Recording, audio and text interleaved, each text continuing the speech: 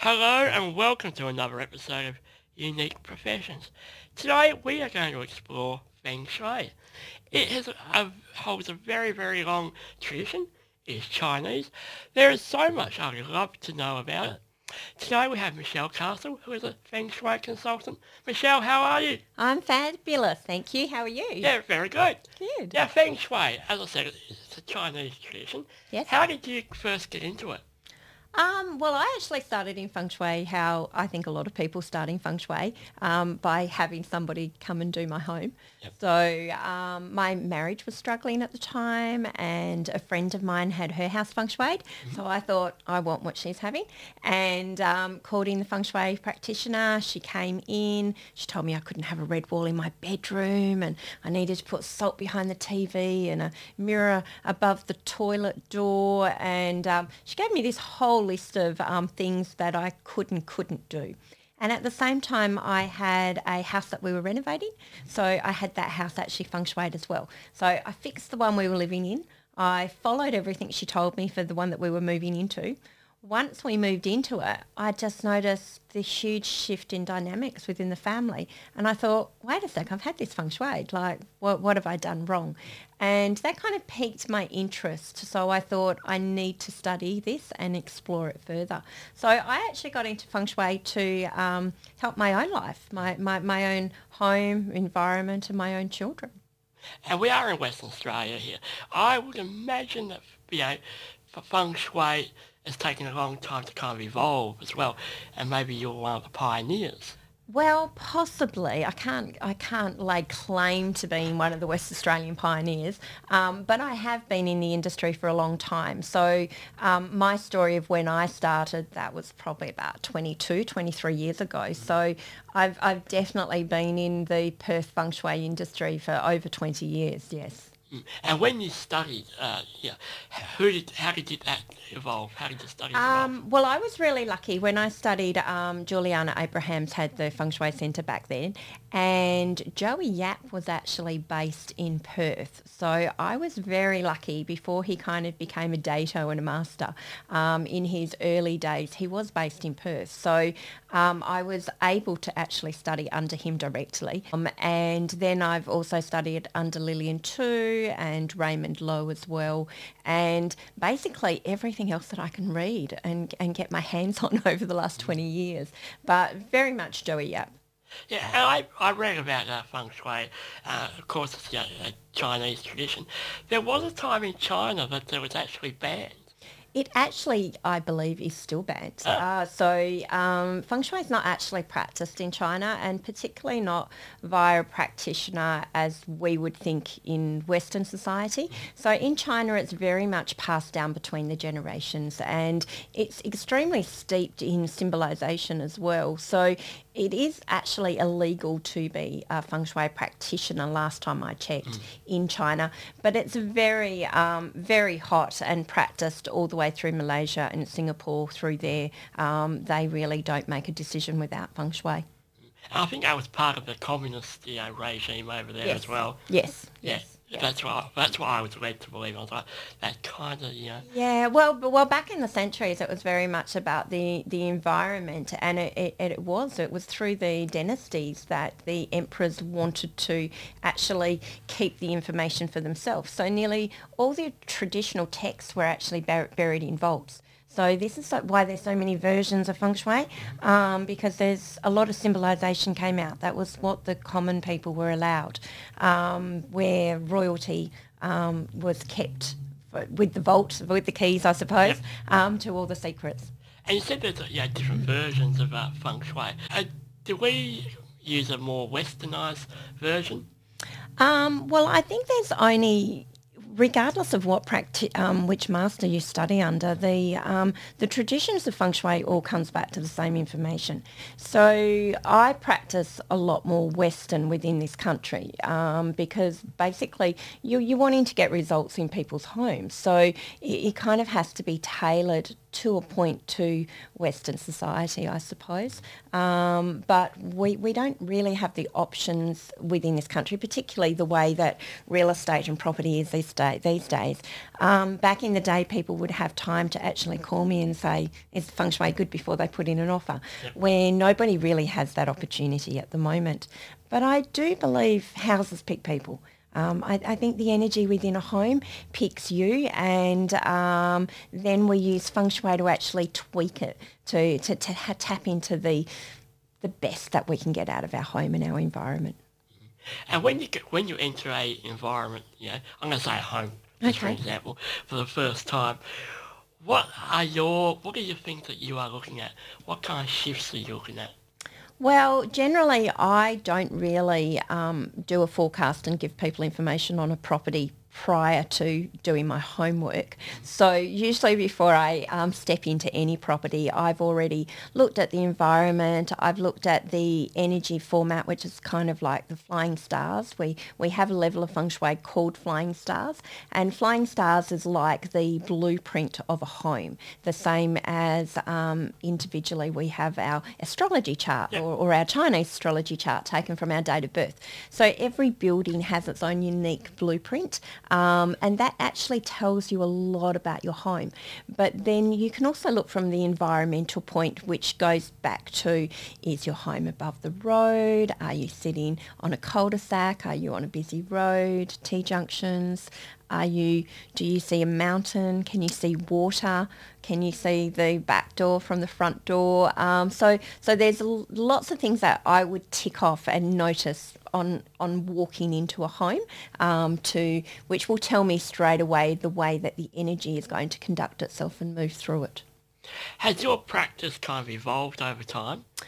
I think so, yeah, over 20 years for sure. Yeah. So I teach it. I'm author of about 8 feng shui books. So COVID actually put me in a position where I thought, oh my God, I have all this information and how am I going to get it to people? So I thought, well, if I write books, that makes it simple. So my feng shui style is very much catered to Westerners, and it's also very much at a beginner's level, so anybody can actually pick up one of my books and understand it and take action with it.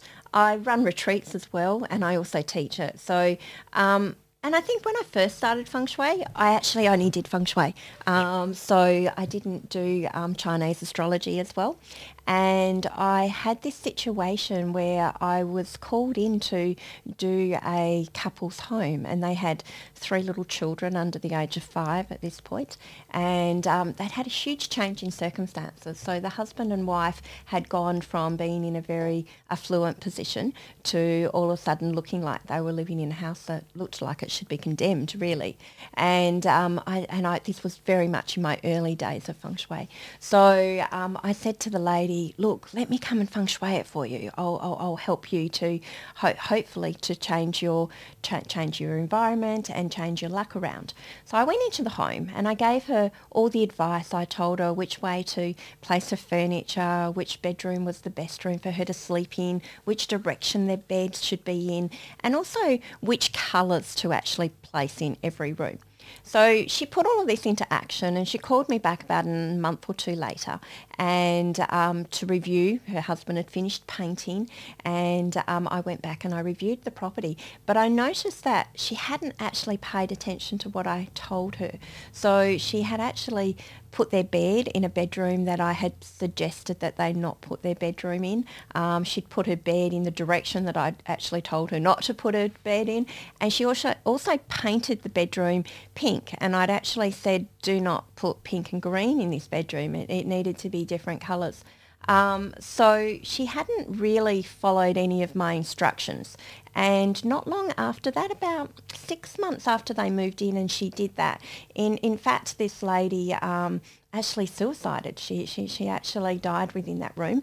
And it gave me a huge shock, and it gave me a huge reality check on the power of feng shui, because I'd told her a direction to put a bed in, and I told her not to paint in those particular colours because what she'd kind of put into play was women's depression, and this room had that written all over it. So by her kind of going against all of my advice, she'd actually put herself in a very unsavoury position, and it really taught me the power, and that I needed to be a little bit firmer, and that I also needed to understand Chinese astrology. So it was a big lesson to go, I actually need to look at the occupants, not just the building.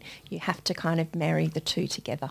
How does Chinese astrology and Feng Shui merge together, and why is it important? Well, when we look at Feng Shui and Chinese astrology, if you look at your life, we say that you've got three forms of luck. So we've got heaven, earth and man luck.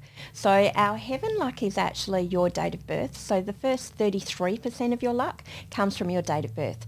So, and your date of birth tells us an awful lot about you, right down to you have favourable and unfavourable directions, favourable and unfavourable colours. So by understanding your date of birth, we can see where you're actually at in life, and we can actually steer you to the most favourable pockets and colours and directions within your home. Then the next 33% of your luck is actually classed as your environment. So this is the country and the home and the building that you choose to live in. And the remaining 34% of luck is actually your is free will. So that is what we would class as feng shui. So we marry the two together. You look at your home environment, you look at your date of birth, then you have free will to take action and to go, this is the direction that I'm going to go in. And now, one thing that interests me, and maybe shed some light on, is like when you go into a home, you might see, I'm just giving you like a bit of a case study here, you might see a bedroom, like you said, the wrong way around. I'm really curious as to know when you walk in and you see that, what's the way to turn that back around? What's the process in that? Well, I think knowledge is quite powerful. So if you can explain to people, if your client has an understanding of why you're asking them to shift their bed around, to place it in a different direction. So it's having that understanding and that ability to explain to your client the energy that is sitting in that room and the favourable results that they will actually get. We often, a bed direction can simply change your luck. It can change your health. It can change your well-being. It can change your relationship luck. So if you've got a small child that is not sleeping, simply move their bed around, put their head at a different end. And the same with adults. Like if you're suffering poor health and you're waking up tired and you're exhausted all the time, even before calling in a feng shui consultant, try putting your head at the opposite end of the bed. This is often why when we go on a holiday or we go outside of our home, we sleep in a different direction and we go, oh, wow, when I'm at home, I'm always tired and I don't sleep well. And when I go on holidays, I actually sleep really well. It may simply be that the bed's in a different direction. And this direction comes back to the water content in your body from the sun and the moon. So if we actually look at the body, our body is 70% water. So everything about feng shui comes back to planetary alignment and energy. So we're looking at the energy pattern within your home and also looking at the energy pattern within your body. So if you're sleeping in an unfavourable direction, that means that your body is magnetically getting pulled in an unfavourable direction. So it's no different to when we say, oh, it's full moon and everybody's gone crazy. Yep. So it's like, you're getting tired and you're getting unwell simply because you're not aware that you're sleeping in an unfavourable direction for you. I guess, some people might think that you might get positive change instantly, but it does take some time, doesn't it? Yeah, look, sometimes you can get quite quick positive change. You should be able to see a shift in energy, particularly within about 5 days. So sometimes if it's to do with money luck and it's to do with health, it might take a little bit longer. But I've known a lot of clients that have got pretty instant results. And really, if you're not getting results from your clients, you're not actually in business because they don't bring you back again and again, and they don't listen to what you have to say if you haven't got a favourable result for them. Yep. And you also do, obviously we've talked about homes, but you do work with other businesses as well. I do, yes, Yeah. yeah. Can you tell us a bit about that and how Well, they approach you? yeah, well, a business or a commercial building's really no different to a home. Yeah. You're still working on the energy within the building. So businesses often you're looking at all the staff as well. So first step with business is actually getting their staff in a correct placement. This makes sure that there's less backstabbing and less gossip, and that they actually work much harder for you. But a business is the same. A lot of it comes from your front door and your entry. The way small businesses, particularly retail businesses, the difference between a retail business, a cafe, or any retail business really is the position of the till. So if you change you're doing a new fit out and you change the position of where your till is or where your cash point is within the building, that can actually turn a business around. Why is the cash point so important? Well, you're not in business if you're not making Yeah, money. true, yeah, yeah. But I'm kind of going like, why the cash till as an object? Okay, so where your counter is, so where Yeah. your counter is or where your entry point is, that is your collection of energy. So if you've got the collection of energy and you're taking money and you're standing and you're liaising with your client in an unfavourable pocket of that particular building, once you've read the energy of the building, if you're sitting in an unfavourable pocket, well then you're going to have losses where all of a sudden you put all the action and movement in a favourable pocket and you get very different results. So energy works very similar to footsteps. So if you think of footsteps or a dog running around a home or a small child, energy actually works the same. So wherever we have the most action and the most movement, that is the pocket of energy that we're actually stirring up the most.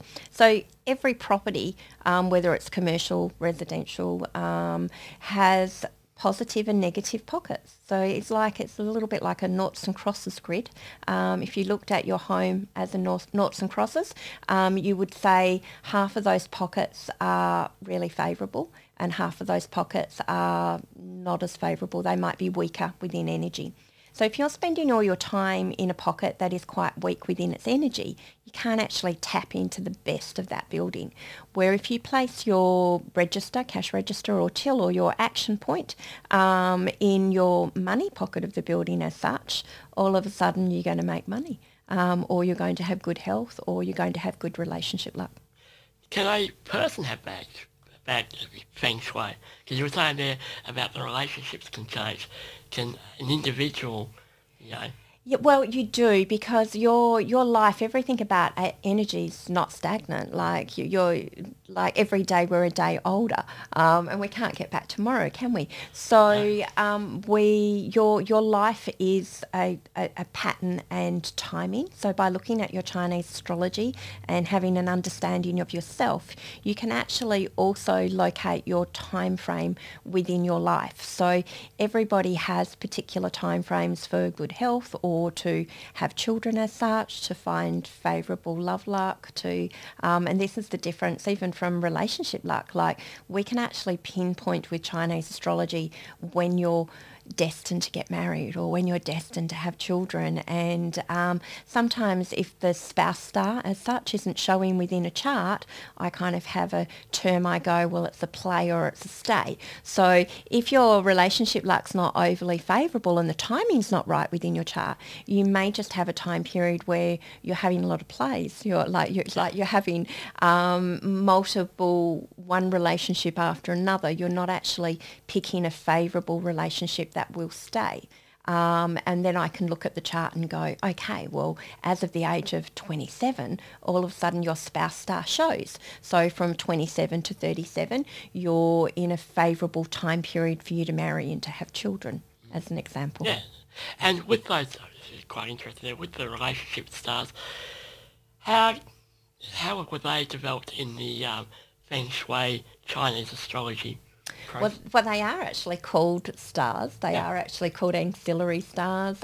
Different masters garner charts, and they tend to make up their own names. So when we look at a life death destiny chart from your date of birth. Depending which master you've learnt or practiced under, they will call it something different. So some masters call it the 4 pillars of destiny, like Lillian Tu calls it a Pachi chart, Joey Yap calls it a Bartzi chart. So it's actually all the same. It's your date of birth.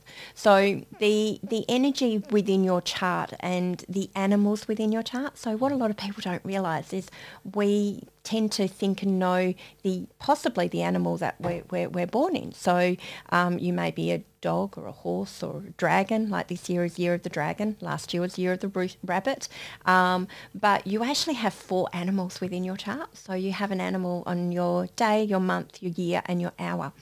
And each of those animals relates to a different sector of your life. So one relates to your money, one relates to your career, your home environment, your childhood. So they relate to different ages. So these animals have stars that come into them, and the stars kind of tell the story. So this year, for favourable relationship luck, you want to see like a peach blossom star or a flower of romance as an example. So somebody that has a lot of peach blossom stars, so a lot of famous people, somebody like Taylor Swift or Jennifer Lopez or like Elizabeth Taylor, they have multiple spouses. So they're said to have great peach blossom luck. So they have that ability to actually attract people. So for this year, as an example, 2024, the rooster and the rabbit both actually have flower of romance and peach blossom stars. So if you're a rooster or if you're a rabbit or you're born on a rooster or rabbit day or hour, that means you're more likeable. People are more attracted to you because you have peach blossom or you have flower of romance. So you have a favourable star to make you more attractive. And when I'm just going to go back just a little bit, when you started Feng Shui, what was the one thing that drew you the most? It was actually to save my own marriage. Yep. So I'm a big advocate. I think the first thing that I look at in anybody's home is the master bedroom. Yep. I'm a big believer that, yes, the entry is where the energy actually enters your home. But in fact, we generally spend more time in our bedroom than any other given room of the home. So if the feng shui is not right in your master bedroom, then you don't have good health, you don't have good relationship luck, and then you end up having a loss in finances as well if you end up splitting or going through a divorce. So to me, the master bedrooms are really important, that is favourable for the occupants of the home. But no, mine was very much about, how do I make my husband happy? How do I have good health and happiness and less angst between my children and my husband within my home? Yeah. Has your practice evolved? Well, it's grown. So it's definitely evolved. As I said, I started only doing feng shui. Now I do Chinese astrology. I teach. I run retreats. I really enjoy running retreats because I really enjoy teaching Chinese astrology and really getting to the nitty gritty with people. And I think sometimes taking them out of their environment is the best way to do that. So I think, over 20 years, I've definitely evolved and changed, and I have a lot more knowledge now than what I did believe back then. I remember the first master that I learnt under looked at my original home that started my feng shui journey, and I remember she looked at it and she said to me, "This house has bad feng shui," and I kind of looked back at her and said, surely not. I must be able to fix it. Surely we can fix it. And she said, no, if I was you, I wouldn't live there. I would sell that house. And I remember thinking, no, there has to be a way. We have to be able to fix people's homes. A lot of people just don't have the option to sell their house if they don't have good feng shui. So I have learned over time that yes, not all houses have really good feng shui, but all houses are slightly in line with our energy. So we choose a house, or a house chooses us, because we have a lesson to learn, or we have something to go through at that point in time. And this is often why houses won't sell, because you haven't learnt the lesson, or the house hasn't reached its capacity for you. So once you've learnt your lesson and the story's up within your home, that's often when you'll actually move on and you'll be able to sell. Now, you were talking about the retreats earlier. Yes. Can you tell us more about them? Okay, so while COVID was on, I actually ran retreats here in Australia, in Perth. But these days I run most of my retreats in Bali, because I can give you a much more luxurious and indulgent retreat experience. So on the retreats, I do a lot of Chinese astrology. So I do at least 2 days of teaching people to actually understand their date of birth. So by understanding your birth chart and your date of birth and your directions and your characteristics and your aspects and the time period that you're in within your life, gives people a lot to work on. It gives people a lot of understanding. Once you understand that you're the type of person that needs to be around a lot of people, or if we look at your point of view on money, some people it doesn't matter how much money they make, it's never going to be enough. So they find that they're always dissatisfied. Somebody else, it might be an absolute sponge for knowledge. They have a lot of intelligence within their chart. So they're avid learners, but it doesn't mean they're actually putting it into action. Somebody else may be like, if you've got a lot of earth within your chart, it means you might procrastinate a lot. You don't like change. You like to be in a comfort zone. If you have a lot of water within your chart, it means you need a lot of freedom. You need to be able to change your mind and change direction. Someone with a lot of fire in their chart might be quite emotional and temperamental, or you might be like a full-scale bushfire and lose your temper very, very easily. So having this type of understanding of yourself then gives you all this empowerment to make changes and to make different choices to the way that you react with things. So I think that's very much what my retreats are about, is really helping people tap into themselves and having that reflection and that knowledge of self, but at the same time having lots of fun and lots of healing at the same time to get you through it. Now, I was just thinking while you were talking there, if I wrote down my birth date on this piece of paper I've got sitting next to me, what would you be able to tell me about it? Well, I could tell you a fair amount. Do you actually know what Chinese astrology animal you are? Yes, I'm the cat. I'm pretty sure. So you're a tiger? Yes. The tiger. Sure. Okay. You're pretty pretty sure. Yeah. Okay. So we won't go into your actual year of birth. Okay, yep. But if you're a tiger, so straight away I can tell you that tigers are very loyal. Okay. They are quite social, but they tend to run in small packs. They always have a lot of followers. They are very loyal to their friends, but their friendship group is often quite small. Like they will pick a group of friends, like 4 or 6 friends, and that will be like a very strong, tight-knit group. Tigers are quite lively, and they often have a lot of energy, but then they will expel their energy quite quickly. So a tiger will rush around and do things and then go, okay, I need a nap now. I'm a little bit tired because I've expelled my energy. And they're also very, very loyal. Okay. So what month are you born in? I'm October. In October, Yeah. okay. So are you born before the 4th or after the 4th of After. October? Okay, so that means October is the dog month. Okay. So if anybody is born in the dog month, particularly for this year, 2024, the dog is in clash this year with the dragon, because this year it is the dragon. And the dog and the dragon clash, which means this year you might be feeling a little bit tired and your health might be a little bit low. Particularly this last month of April, you might have felt quite overwhelmed by responsibility. But dogs are very generous, they're very nurturing, they're very caring. Dogs aren't necessarily They do make good leaders, but their leadership comes from support. So a dog is very much like, I'll pat you on the head, you've done a really, really good job. So dogs, once again, dogs are awfully loyal as well. And do you know your time of birth? Do you know roughly what time you might have been It born? was in the morning. Okay, well, I- that gives us about six Yeah. animals. The time actually changes. The animal changes every 2 hours. So Okay.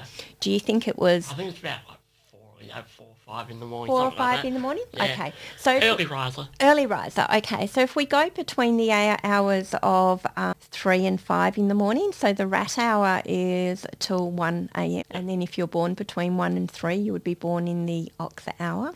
And then if you were born between 3 and 5, once again, you would actually be born in the tiger hour. So that means you would have double tiger traits, which means you would be very much a good Samaritan, because having double tiger and also having the dog within your chart, you would very much like to please and to be able to help people and support people as well.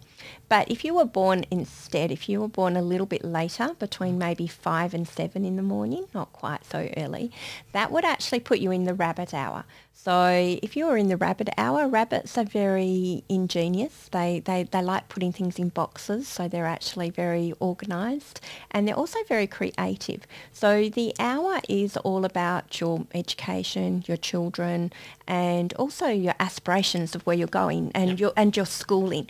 So if you were born in the tiger hour, from a career point of view, you would actually be very loyal, and you would rush out there and you would expend all your energy. You'd be full on with projects, and then, like I said, you'd then need a nap. But if you're born in the rabbit hour, that means that you're actually very organised. You're likely to always have a backup plan.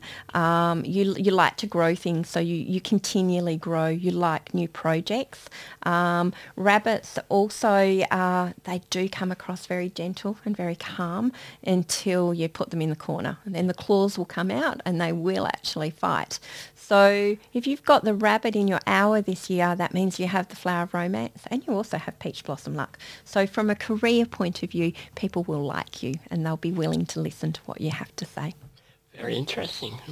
Sounds like I have a good year ahead. Yes, yeah. Well, other than that dog, Yeah. which it gives you, as I said, a slight feeling of being a little bit overwhelmed by responsibility and what is actually happening in the world. So that little experiment, gave me a whole wealth of new questions, and that was part of the reason why I did it. Why are those animals there? You got your tiger, your cat. I think you've also got the rabbit as well. Yeah. Where did those ideologies come from? Obviously through Chinese astrology, and how did they, match into Feng Shui? Okay, so when we look at Chinese astrology, Feng Shui and Chinese astrology, bound together, it's all classed as metaphysical studies. So Feng Shui is actually your building and your environment, and your Chinese astrology is yourself. So it is you. All the information, there's nothing clairvoyant at all. I don't have a crystal ball or a magic wand, or Feng Shui and Chinese astrology is both totally learnt subjects. And all the information comes from traditional texts. Like there's traditional texts and transcripts that was written thousands of years ago. It's been followed for a very long time. So we decipher your date of birth. So your Chinese astrology actually comes from what is called the 1,000-year calendar, which was written thousands of years ago. And everything happens in a repeated pattern. So they started on the rat day and the rat hour. There's 12 animals. The animals always go in sequence. And then there's 5 elements. So there's actually 60 different formulas of animals. And everything repeats, like 5, 12, 60. And again and again. So each day we repeat as well. So on Friday, as an example, Friday was actually a dog day. Yep. So that meant on Saturday was then the rat day. And then on Sunday it was the ox day. And today's a tiger day. So, and we know in another 12 days it will be a tiger day again. And the same happens within the hours. So for every 2 hours, it's a different Chinese astrology animal as well. And the patterns, they just keep repeating. I know we'll talk about Feng Shui, about, changing, by moving a piece of furniture or, or an object out of a room. I'm curious, can you actually change then how you're describing to me what kind of personalities I might have? Can I change that as well? Well, you have your innate characteristics, so you can change it with the knowledge. So if I said, okay, so both the rabbit and the tiger, the dog has earth energy in it, the tiger and the rabbit both have wood energy in it. So that means you're really good at growing things, like you're creative and you want to create and you want to grow things. So that tells us that that is a positive attribute, okay? But wood also likes to be liked and adored. So it means at the same time that you have that tendency that you like to be appreciated. So if we appreciate what you do and we go, you've done a really good job, then you will continue doing it. But if I told you you had a lot of fire within your chart, so that meant you had a very short temper, you could go, so a lot of fire within your chart means that you're likely to be very passionate about things in life. You might have a very short temper, so you might be quite fiery, but you also really have the ability to win. So it's important that you win. So we look at these traits and we go, okay, well, it's very important to you that you win, and it's very important that you're appreciated with what you actually do as well. So if that works for you, that's okay. But once you're aware that you're quite fiery and that it's very important that you win, you then have free will. You can go, okay, well, I actually don't like that trait about myself. So what can I do to mitigate this? What can I do to control my temper? So it's having that self-awareness. And we're just going back to Feng Shui just a little bit more.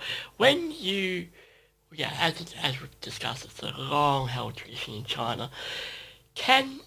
Is that the end game for Feng Shui, or can Feng Shui continue to evolve? Can new things come out? Oh, I think so. We're right in the midst of a major change. So when we talk about energy repeating itself, on the 4th of February this year, we started what is called Period 9. So Feng Shui comes down to the planetary alignment. So every 20 years we have what is called the Great Conjunction, and that is when the Saturn and Jupiter come together.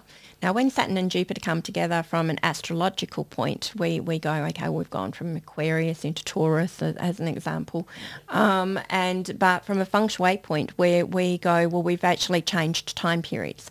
So for the last 20 years, since 2004, we've been sitting in earth energy. So the energy of earth is quite sedimented, it's quite nonchalant, it can be a little bit like quicksand, it's nurturing, it's caring, and now this year we've just entered the Period 9, and Period 9 is of the fire element. So this year we've changed from being in a position where we've felt like we've been a little bit like in quicksand and mud for the last 20 years, where now we're starting to feel a lot more hope within society.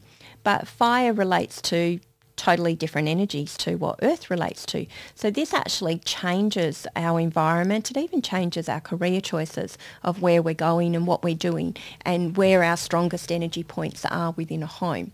So if we look at Perth as an example, and really anywhere around the world, we're now looking and saying that our south is our most prosperous point, and the south pocket and also the southwest pocket in all countries and states will actually grow. Those areas have future prosperity. Fire relates to hope.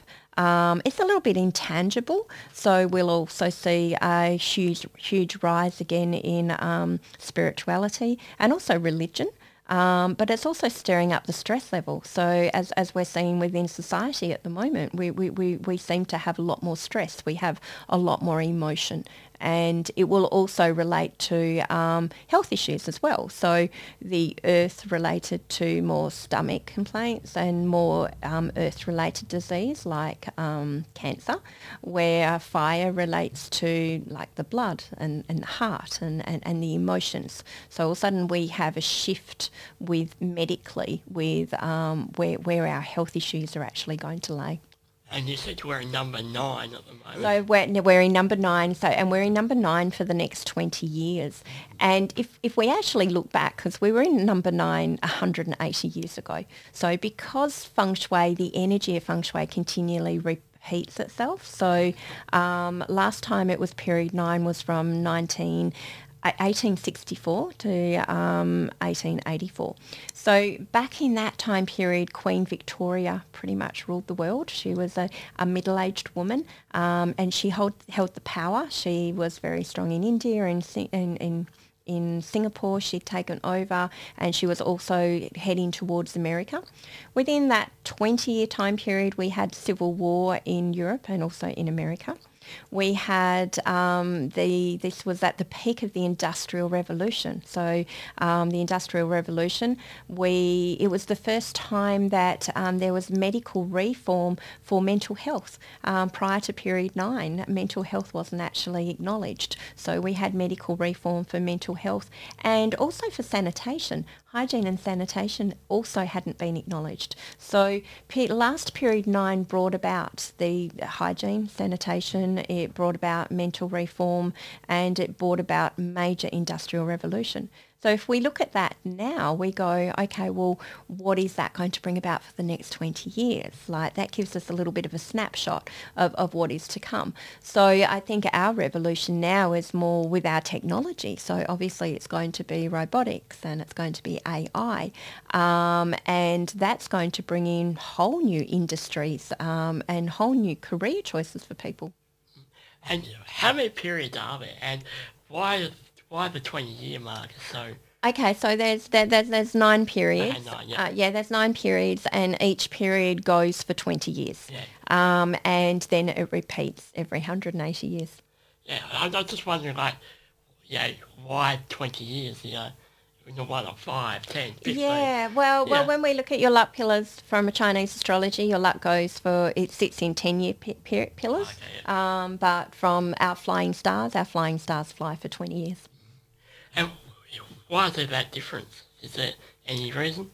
I actually couldn't tell you. Sorry. Okay. Yeah, that's right. You've stumped me on something there. Yeah, that's right. I'm so used to dealing with what I'm dealing with, Yeah. but interesting question. Yeah. Okay, back to Feng Shui. I mean, I think we're kind of diving into both. Yeah, when you started Feng Shui, and what was your first consultant like? Well, my first sessions, it was actually really interesting because when I was finished my studies and I was first practicing, I basically feng shuied everybody's house that I could. I wanted to feng shui all my friends' homes. But I really did notice because I actually started major consulting right on the cusp. So we'd just gone into 2004 and we'd just changed from period 7 to period 8. So I did actually notice that I was going into homes and people were quickly changing their furniture. We'd gone from having a particular style within our homes for 20 years when we were in period 7. The homes were very rich with wood furniture. So we'd had cane and we'd had pine and we'd had barley furniture and we also had jarrah furniture. And I was noticing the major shifting changes in homes in the interior design point. So everything was becoming a little bit more minimalistic. There was a lot more glass. There was a lot more concrete. And the style of homes have become a lot more white and a lot more minimalistic within the energy within the homes. Where now I'm noticing that we're going more back to like our concrete and we're going to have a little bit more wood and everything's a lot more environmentally mindful. But one of my first consultations. Well, one of my early consultations, as I said, was the story that I started with, with the major change within the home. I also went into another home that I did, and I noticed that in this particular home, the southwest corner was missing. So when we look at homes, ideally you want your home to be quite square. So the squarer the home, the more even the energy footprint is. And if you've got particular corners missing, this will relate to certain areas of your life. So I have noticed a lot over the time that when a southwest corner is actually missing within a home, usually the women will actually leave. The relationship is not strong for women if the southwest corner is missing. And if I go to a home and the northwest corner is missing, generally this is a home that either the man leaves, so it's a home where women's luck is intact, but man luck is not actually strong. So often the man will actually leave instead of the woman. Or if the relationship is stable and the marriage and the relationship is still together, it means the patriarch, the male within that home, may not have a lot of support. So they may find that they're always having to do things by themselves. That they don't have support from a lot of friends. So these are simple things that you can look at within your home, because every pocket relates to a different aspiration within your life and a different age of a person as well. Well, that just brings it to something interesting. I'm just something curious. So the south corner is the women's and the north would be the men's. Why is that? Southwest is classed as the old woman of the house. So it's the woman of the house, and the northwest sector is classed as the pocket of the man of the house. It comes from the original Lo Shu. So the original Lo Shu is where the numbers come from as well. So the mathematics of it came from basically the back of a turtle. Apparently a turtle came out of the river, and on the back of the turtle there was like a noughts and crosses grid, and within it there was the 9 numbers, and the directions were intact. So each direction relates to like a different aspiration. So the north part of your home relates to your career as such, so career and business luck, and the south part of your home relates to your fame and your reputation. So if your north and your south is missing or undermined, this means you're not likely to be recognised, and you're not likely to have career growth. So we need to make sure that essential pockets are actually there within your home, and they're strong. Now, you also teach as well. I do, yes. So tell us all about that. How did you get into that? Well, I think just through consulting, I'm a rooster myself, so the rooster's quite analytical and mathematical and relatively detailed orientated. So I started by creating reports. So when I consult, I do a full written report with charts so that people understood what I had to tell them when I actually left. So I kind of had all this information, and then as people similar to my journey, I then wanted to know it and I wanted to understand it. So teaching I naturally just fell into teaching. I think within about 5 years of consulting, I was teaching, and it was more just so that I could explain it to more people, and I really enjoy teaching. I think it's so much fun to give people the skills to actually empower themselves. And I've actually taught so many clients these days that I have a lot of clients now that don't actually call me back in. They think that they can actually do it themselves, and so I'm kind of working myself out of clients by educating and teaching so much. But I think it's very important to empower people. And just with the teaching, have you found that, like you said, people have got their knowledge? Have someone, maybe your students, for lack of a better word, have they gone on to maybe teach other people? Yes, I've got quite a few students that have gone on to be practitioners. Yep. I very much teach more at the beginner's level, so I'm not one to mass produce practitioners. Yeah. I kind of think with Feng Shui, you're playing with people's lives with the information that you're telling them, and you need to be correct with that information. So I think people need a lot of experience and a lot of training before you kind of set them loose out there on houses. So my teaching is very much from the beginner's level. It's very much self-help more so than churning out a lot of practitioners. There's a lot of really good schools over east, probably more so than in Perth, that can teach people if you do want to be a practitioner. But I think it's like 5 years of training. It's like being a heart surgeon. Yeah. Like you need the practice. You need to know what you're doing. Some people, will think that Feng Shui, I'm not going to swear, but, is a lot of baloney. Yes. Some people, claim that, there's, no better than pseudoscience, all of those sort of things. Now, obviously, people who believe that obviously won't, tap into your service. Right. But how do you feel when someone, undermines, what you've been studying and what you're so passionate about? Well, and generally I get it often through husbands. Yeah. The wife calls me in for a consultation and we have to sell it to the husband, because I don't really spend a lot of time trying to convert people. Yeah.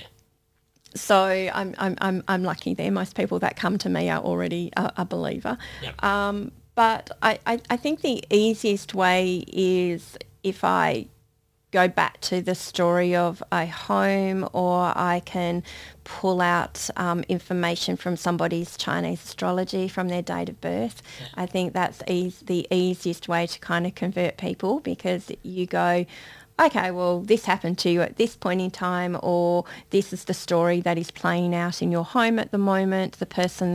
This particular room is your argumentative pocket, and this particular room, whoever's sleeping in this room may have poor health. And people go, well, how do you tell that? And it's like, well, it's the analytical process. It's reading the energy of your home.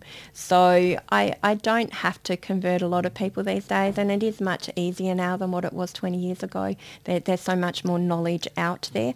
There are still a lot of people that don't believe, but I know, like, my children don't not believe. Like they've always been, what direction should my bed be in, Mum? And you sure can I have those colours for this particular year? So I think anybody that has had a feng shui experience doesn't drop it, because they go, I know it works. And I can't tell you why it works. I just know that it does work. And I suppose, some critics might say, I'm not saying one of them, is that not being able to explain how it works is perhaps one of the main criticisms of why some people don't believe. Yes. Because with traditional science, you can kind of explain, this is the correlation, this is what's happening, and this is how you fix it. Well, it is actually a mathematical, analytical process. So feng shui is actually classed as the science and art of manipulation of energy. So if you actually read the text, or you read some books and information on it, it is very much explained to you. And like I said, I don't have a magic wand. I just know how to read my information and how to reteach the information that I've actually learnt. So it's not clairvoyant in any way. There is a reason behind it, and the reason is explained either through explaining the pattern of the energy, which often we can use by looking at directions, by looking at the age of a person, and by looking at flying stars as an example. That's just a term that's used to explain energy. Or we can explain it by looking at the elements in your Chinese astrology. So like I said, every animal has its own characteristics and traits. So you can agree or you can disagree on that. Yeah. But I can usually pinpoint somebody's characteristics and traits, and I can usually always pinpoint what is happening within a home the moment I walk into it. Okay, if someone would like to get into Feng Shui and Feng Shui consultancy, do you have any advice for them? Yeah, do it. Yeah. Like, contact me. Give me a call. Yeah. If you would like to study and learn feng shui. I think the first step is probably to have your home done. Yeah. So I think your first step would be to actually experience yourself. I think anybody that does architecture, interior design, and real estate agents, like the skill of feng shui helps sell a house. So if all real estate agents, architects and interior designers actually understood feng shui, they'd be able to bring about much greater health and well-being and money luck for their clients. Like a few years ago, I got into politics only because I used to joke and say the best way I can help people's feng shui is if we actually developed our land estates better. That was actually more in line for the well-being of the actual occupants against the developers. So it all comes down to starting with your land and starting with your environment. But yeah, like, yeah, have a consultation. Read some information on it. There's so much information on feng shui at this point in time, and it's such a fascinating subject. Just go just quickly with the real estate industry and like the architectural industry. Have you found that they've, generally been supportive and wanting to have feng shui in it, or has there been pushback? Look, I don't really have a lot of pushback because generally the architects, interior designers or real estate agents come to me because they want my services. But yeah, particularly from a real estate point of view, look, I think all industries think that they know best. But even from a property point, we can pinpoint areas that are going to do well as simply by looking at the feng shui point of view, because feng shui comes back down to the basics of manipulating the energy of your environment. So one of your first principles is to look for your mountains and look for your water. So your mountain is a mountain or it's a hill.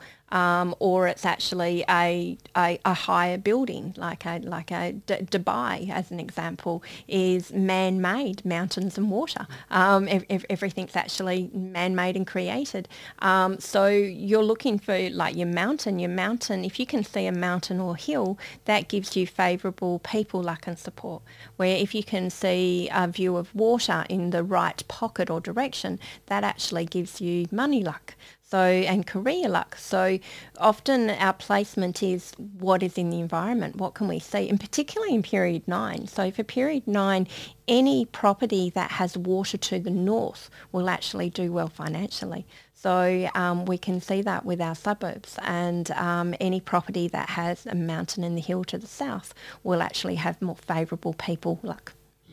Very interesting. Well, Michelle, it was an absolute treat having you on today. Thank you so much for coming. You're welcome. Thank you so much for having me. All right, thank you.